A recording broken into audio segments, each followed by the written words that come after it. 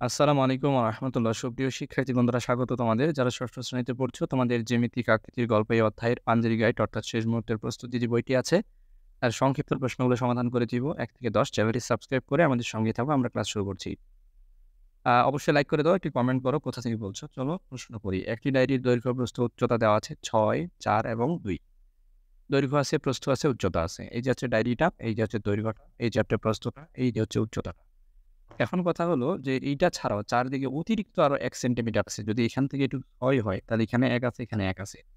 তাহলে এই ডায়েরিটার আমাদের কাছে ১ম এ আম আ চারদিকে কি পরিমাণ কাগজ লাগবে? আচ্ছা। তো প্রথমত আমরা দেখো মলারটার দৈর্ঘ্য কি হবে? এমনিতে তো ৬ দৈর্ঘ্য। কিন্তু ১ যে অতিরিক্ত ১ আছে তাহলে হবে কত হলো ৮। প্রস্থর বেলায় কি হবে? প্রস্থ আমরা জানি যে আমাদের হ্যাঁ, দৈর্ঘ্য তো এটা। আর প্রস্থ হচ্ছে এখানে আমাদের ৪। তো এখানে আছে ৪, এখানে আছে ৪, তাই না? তখন প্রস্থটা কি যখন আমি কাগজ লাগাবো তখন এটাকে তো ধরো কথার কথা আমি তোমাকে একটু দেখাই। হ্যাঁ? তো বর্তমানে এই বইটার হ্যাঁ, তারপরে এটা বর্তমানে এই বইটার হচ্ছে দৈর্ঘ্য হচ্ছে এইটা, তাই না? তো প্রস্থ হচ্ছে এইটা। কিন্তু আমি যখন এই যে এই বইটার আমি সম্ভবত না যাবো তখন যদি আমি মেলে দেই তাহলে এই জিনিসটা এখন কি? হ্যাঁ, এই জিনিসটা কি এড হবে না পুরাটাই? পুরাটাই তো প্রস্থ, তাই না? তাহলে প্রস্থটা ২ বার যোগ হবে এবং ১ করে বেশি আছে তাই ওটা ১ যোগ হবে আবার। এইজন্য এই যে বইটা তো এইভাবে থাকে, তাই না? এই যে এইভাবে ভাঁজ করা থাকে এমনি। এখন এটা খুলে দিলে তাহলে এখানে ৪, এখানে ৪ আর এইটুকু হচ্ছে কত অতিরিক্ত অংশ ১ সেন্টিমিটার হওয়ার কারণে এখানে আমরা কি দেখতে পাচ্ছি এখন তাইলে? হ্যাঁ, এজন্য আমরা এখানে দেখতে পাচ্ছি যে প্রস্থের এখানেও ৪, ৪ তারপরে অতিরিক্ত হচ্ছে আবার ১, ১ তারপরে এই যে মাঝখানে যে আছে এইটুক ২ কাভার পেজটা, ঠিক আছে? হ্যাঁ, উচ্চতা যে ২ এইটা তো মাঝখানে এইভাবে বইটা তো এইভাবে থাকে। এই জায়গাটা আছে না? আচ্ছা বইয়ের এই জায়গাটা নিবা না তুমি? বইয়ের এটা নিতেছো, এটা নিতেছো ভালো কথা। অতিরিক্ত ১, ১ আছে এটাও নিতেছো। তো এই জায়গাটা নিবা না? এই জায়গাটাই হচ্ছে ২। তো যে কারণে এখানে প্রস্থ হচ্ছে কত? ১+৪+২+৪+১ না বুঝলে কমেন্ট করো। মলাটের ক্ষেত্রফল। এখন ক্ষেত্রফল তাহলে কি হবে বলো দেখি? খুব সিম্পল তো দৈর্ঘ্য আর প্রস্থ তাহলে টোটাল মলাটের ক্ষেত্রফল শেষে মলাট লাগাবো। তাহলে ৮ আর কত ১২ ৯৩ বর্গ সেন্টিমিটার। বলছে যে হামিদতের বাড়ির সামনে নিচের চিত্রের মতো একটি পুকুর আছে। পুকুরের ক্ষেত্রফল নির্ণয় করো। তাহলে এটা হচ্ছে পুকুর। ক্লাস 5 এর একটা অঙ্ক ছিল এরকম। মনে আছে কিনা স্মরণ করো। ক্লাস 5 এর পরিমাপ অধ্যায়ে আছে অঙ্ক নাম্বার ৫। তো, তো এখন হামিদদের বাড়ির সামনে এই যে চিত্রটা আছে, তো প্রথমত আমরা দেখো এই যে এটা একটা ত্রিভুজ, এটা আরেকটা ত্রিভুজ। তো এই ত্রিভুজের ক্ষেত্রফল আর এই ত্রিভুজের ক্ষেত্রফল বের করলেই কিন্তু আমাদের উত্তর পেয়ে যাই। এখন দেখো ABCD এটা একটা কি? পুকুর, তাই না? তো এই পুকুরটার ক্ষেত্রফল কি? ২ টা ত্রিভুজের ক্ষেত্রফলের যোগফল না? এটা একটা ত্রিভুজ, এটা একটা ত্রিভুজ। তাহলে এইটার ক্ষেত্রফল আর এটার ক্ষেত্রফল যোগ দিলেই হলো। এজন্য আমরা লিখছি যে ABCD ত্রিভুজের ক্ষেত্রফল সমান ABC ত্রিভুজের ক্ষেত্রফল যোগ ADC ত্রিভুজের ক্ষেত্রফল। তো ABC এর ক্ষেত্রফল যদি আমি বের করতে চাই, ABC দেখো ABC তো এটার ক্ষেত্রফল কি? হাফ গুণ ভূমি গুণ উচ্চতা হবে, এটা উচ্চতা আর এটা হচ্ছে ভূমি। ভূমি দেওয়া আছে এখানে, উচ্চতাও দেওয়া আছে এখানে। তাহলে আমরা এখন লিখি হাফ গুণ ভূমি গুণ উচ্চতা। তাহলে 5.5 AC এর মান আর BM এর মান 1.5। আচ্ছা 1.5। তো সেক্ষেত্রে আমাদের এটা হয়ে গেল। এরপর এটার কি? এটার ভূমি কি? এটার ভূমি তো সেম, এটার ভূমি সেম। তো AC তো সেমই আর উচ্চতা দেওয়া আছে 2.5।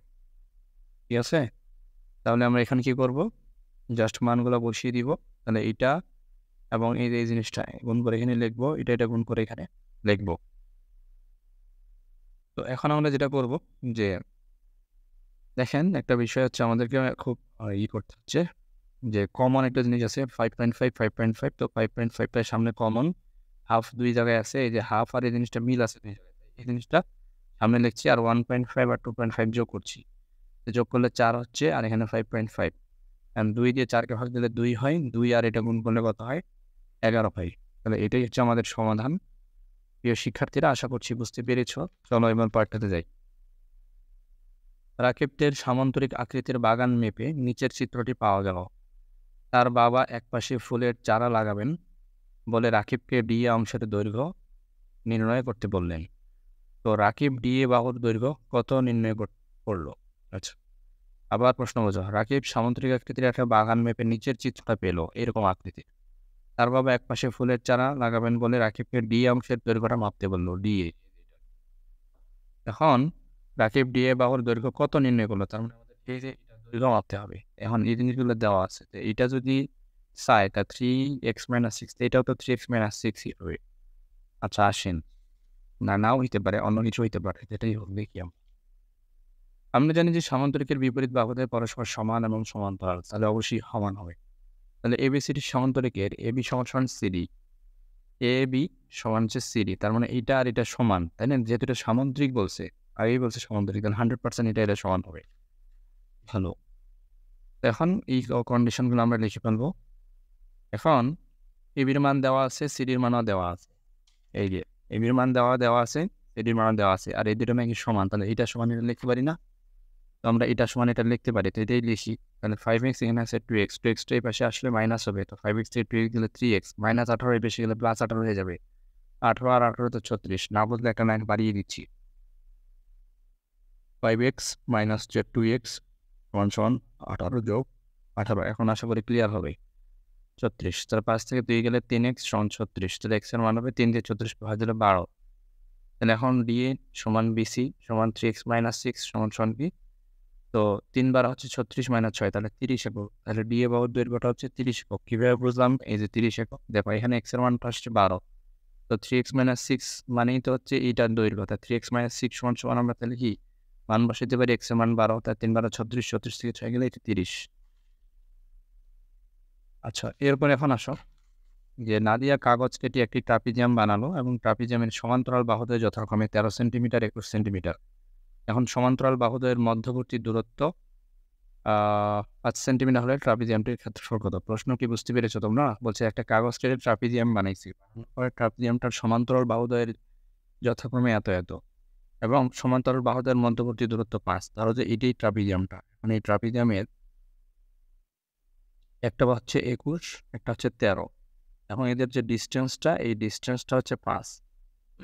এখন বলছে যে এটার ক্ষেত্রফল খুব সহজ, হাফ ইন্টু সমান্তরাল বাহুদ্বয়ের যোগফল ইন্টু লম্ব দূরত্ব, তাহলে হাফ ইন্টু সমান্তরাল বাহুদ্বয়ের যোগফল ইন্টু লম্ব দূরত্ব 5, তাহলে এই দিয়ে 2 দিয়ে 37কে ভাগ করলে 17, তাহলে 17 গুণ 5 85।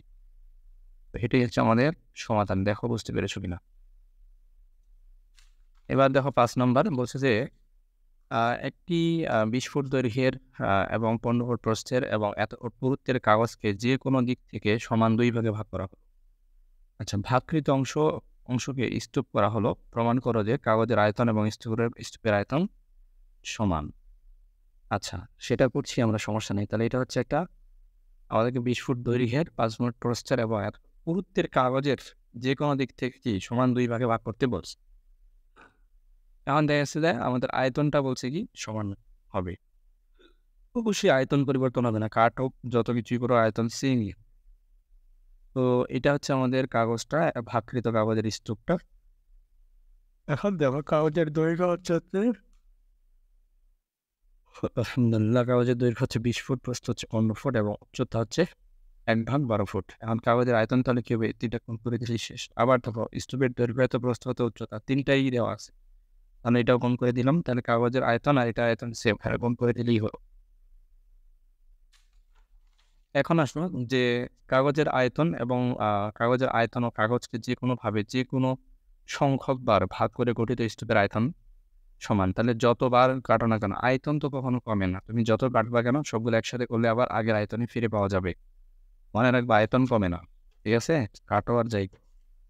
তো এখন একটা গোডাউনে বাক্স রাখার স্থান হচ্ছে এত এত এবং প্রতিটি বাক্সের সাইজ এত, তো কয়টা ধরবে? খুব সহজ, এটা গুণ করবা, এটা গুণ করবা, এটা দিয়ে রাখবা, শেষ। তাহলে গোডাউনের আয়তন অর্থাৎ কতটুকু সে মাল নিতে পারবে, বাক্সের আয়তন কতটুকু জায়গা নিবে একটা বাক্স, তো এইটা পাওয়া গেছে। এখন এটা দিয়ে ভাগ করলেই হয়ে গেল। তাহলে যেহেতু 3.75 ঘন সেন্টিমিটার বা 90 ঘনমিটার ছোট কিন্তু বড়, বলছেন বড়। আচ্ছা আচ্ছা, তাহলে এখন এখানে বিষয় হচ্ছে একটা জিনিস লক্ষ্য করো, এখানে আসো। তো এখন এখানে আমাদের জায়গা আছে 90, হ্যাঁ? আমাদের এখানে একটা নিবে 25 করে, 25 দিয়ে যদি 90-কে আমি ভাগ দিই কয়টা নিবে বের হবে? তাহলে এখন 25 দিয়ে যদি 90-কে ভাগ দিই, হ্যাঁ? 25 দিয়ে 90-কে ভাগ দিলে যদি আমি 3 বার নিই 75 হবে, আর 4 বার নিলে 100 হবে। তাহলে 4 বার তো নেওয়াই যাবে না, তাহলে 3 × 25 = 75। এখন 75 পরে একটুখানি জায়গা বাকি থাকে, তো 10 থেকে 5 গেলে 5, হাতে হচ্ছে 1, তাহলে 15। তাহলে আমাদের আরেকটা রাখতে হলে আরও 10 দরকার, কিন্তু সেই 10 তো নাই। এই কারণে আমরা বলবো যে সে সর্বোচ্চ 3টা রাখতে পারবে। এই সর্বোচ্চ সে 3টা রাখতে পারবে, যদি 4টা রাখতে চায় 100 হবে, আর এতটুকু আমাদের জায়গা নাই। এই সর্বোচ্চ 3টি বাক্স রাখা যাবে স্থান ফাঁকা থাকবে হচ্ছে 90 থেকে 75 গেলে 15। এখন দেখো একটি ট্রাকের মধ্যে বলছে যে 12 ফুট 6 ফুট এবং এত ফুট জায়গা আছে, খুব সহজ আগেরটার মতোই। তাহলে আগে ট্রাকের আয়তন বের করতে হবে যে কতটুকু জায়গা আছে, 3টে তাহলে তুলে লিখবা যে দেওয়া আছে ট্রাকের দৈর্ঘ্য প্রস্থ উচ্চতা এবং প্রত্যেকটা কার্টন কতটুকু জায়গা নেবে সেটার জন্য ওইটার আয়তনও লাগবে। তাই আগে পরিবহনের স্থানের আয়তন এবং ওই যে আমাদের কার্টনের আয়তন এটা দিয়ে রেখে ভাগ, তাহলেই হলো 4 দিয়ে ভাগ দিলে 144। এরপর এখন আসো 8 নম্বর, বন্ধুর জন্মদিনে তুমি একটা উপহার দিতে চাও। তো এখন সেক্ষেত্রে সেজন্য একটি উপহার কিনলে উপহারটি একটি 12 সেন্টিমিটার দৈর্ঘ্যের ঘন বাক্সে রাখা আছে। বাক্সটিকে এখন রঙিন করতে র্যাপিং পেপার দ্বারা মোড়াতে হলে কি পরিমাণ কাগজ অর্থাৎ এই ক্ষেত্রফল লাগবে। তো প্রথমত ঘনক আকৃতির বাক্সটার দৈর্ঘ্য হইতেছে 12, তাহলে ঘনক যেহেতু তার মানে 3টা সাইডই এর কি সমান ঘনক, ঠিক আছে? 3 সাইডই এর কি হবে সমান হবে, তাহলে ঘনকের তাহলে কি আমরা জানি যে ক্ষেত্রফলটা কি হবে, এর ক্ষেত্রফল হবে কি 6a স্কোয়ার, মানে হচ্ছে আমরা জানি যে ঘনকের 6টা তল, তো একটা তল এই যে উপরের যে তলটা এটার ক্ষেত্রফল কি 12 গুণ 12 স্কোয়ার না? তো এরকম কয়টা আছে 6টা সেম আছে, এই জন্য 6 গুণ 12 স্কোয়ার, সরি 12 স্কোয়ার, তাহলে 12 স্কোয়ার 144, 144 আর 6 গুণ করলে 864। তাই এটা হচ্ছে আমাদের প্রথম সমস্যার সমাধান। এখন বলছে নিচের ছবির গিফট বাক্সটির দৈর্ঘ্য হইতেছে 24 সেন্টিমিটার, প্রস্থ হইতেছে 12 সেন্টিমিটার এবং উচ্চতা হইতেছে 8 সেন্টিমিটার। এখন বলছে বাক্সটিকে রঙিন সাদা কাগজ দিয়ে মোড়াতে কমপক্ষে কি পরিমাণ কাগজ লাগবে। তখন ছবির গিফট বক্সের দৈর্ঘ্য হচ্ছে এত, প্রস্থ হচ্ছে এত, উচ্চতা হচ্ছে এত। 3টা জিনিস এখানে দেওয়া আছে, খুব সহজ। কারণ রঙিন কাগজ দিয়ে মোড়াতে হলে কি এর ক্ষেত্রফল বের করতে হবে না? তো ক্ষেত্রফল বের করার সূত্র কি আমরা জানি যে ইন্টু দৈর্ঘ্য প্রস্থ, প্রস্থ গুণ উচ্চতা, উচ্চতা গুণ দৈর্ঘ্য, এটা হচ্ছে সমগ্র তলের ক্ষেত্রফল। আমি লিখে দিচ্ছি 2 ইন্টু, আমি যদি এখানে দেখাই চিত্রকে তাহলে বুঝতে সুবিধা হবে। চিত্রটা দেখো, তো এখানে হচ্ছে এই জিনিসটা হচ্ছে তোমার দৈর্ঘ্য, ঠিক আছে? এটা যদি এ ধরো আর প্রস্থটাকে যদি বি ধরো, এই যে উচ্চতাটা সি ধরো, তাহলে সূত্র হবে 2 into A B PC C এ। তাহলে এখন এটি হচ্ছে সমগ্র তলের ক্ষেত্রফলের সূত্র, আর এখানে হবে বর্গ একক। আচ্ছা, তাহলে এতটুকু ক্লিয়ার। তো এখন আমরা যে কাজটা করব, তো গুণ করে দিলেই তো হলো শেষ। 10 নাম্বার, এখন বলছে ছবিতে একটা দেখো চিত্র দেওয়া আছে। এখন বলছে এখানে আয়তাকার ঘন স্তূপের আয়তন কত। তো এখানে দেখতে পাচ্ছি আমরা যে এটা হচ্ছে দৈর্ঘ্যটা হচ্ছে 7, এখানে হচ্ছে তোমার এই যে এই অংশটা উচ্চতাটা হচ্ছে তোমার 2। তো এগুলো সবগুলো এখানে চিত্র থেকে 3টা মান আমরা পাচ্ছি। তাহলে ঘনবস্তুটির কি দেওয়া আছে, এটা 7, এটা হচ্ছে 2 আর প্রস্থটা হচ্ছে 5। তাহলে ঘনবস্তুর দৈর্ঘ্য প্লাস উচ্চতা আছে আয়তন, 3টা গুণ করে দিলেই হয়ে গেল সমাধান। প্রিয় শিক্ষার্থী বন্ধুরা, আজকের মতো এই পর্যন্তই। পরবর্তী ভিডিও দেখা আমন্ত্রণ রইল। সে পর্যন্ত আল্লাহ তোমাদের ভালো রাখুন। চ্যানেলটি সাবস্ক্রাইব না করলে একটা সাবস্ক্রাইব করেই ফেলো। আজকের মতো এই পর্যন্তই। আসসালামু আলাইকুম।